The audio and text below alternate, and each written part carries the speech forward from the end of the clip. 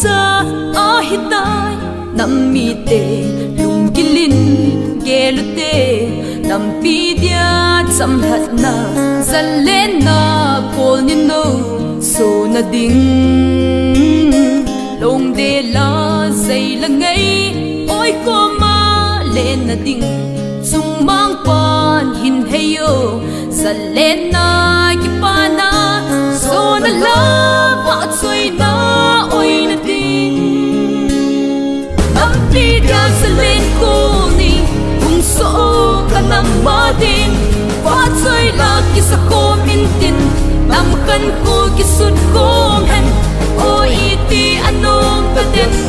nam pon lap ki khai sang din so na la han la sa a ay pung kat ison kong diu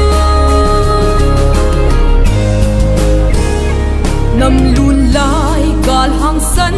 nam mi te thi sanin hang asam ngayute vai de ding gel po te nam dang ten gi na bu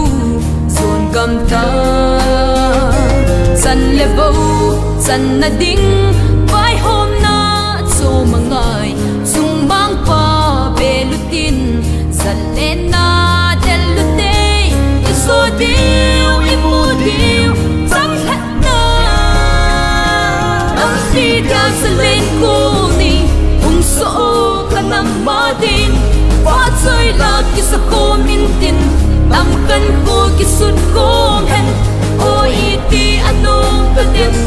nam pon lap ki khai sang tin so na la han la sa a bay pung kat ison kong din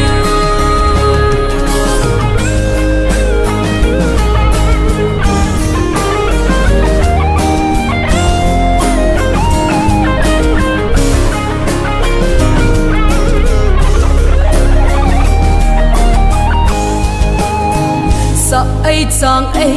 din nop gol nop ki bol hen la san la min khut be gin ki thong zong le kam tum nei lo i hi bo ve ka nam mi te sa dang te to la ya a chu so tai ngai lut thei pung son khom in ki pung hian na pe ha in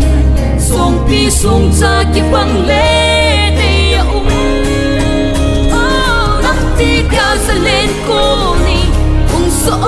ka nam ma din pa choi la ki sa ko min tin nam kan ko ki sut ko hen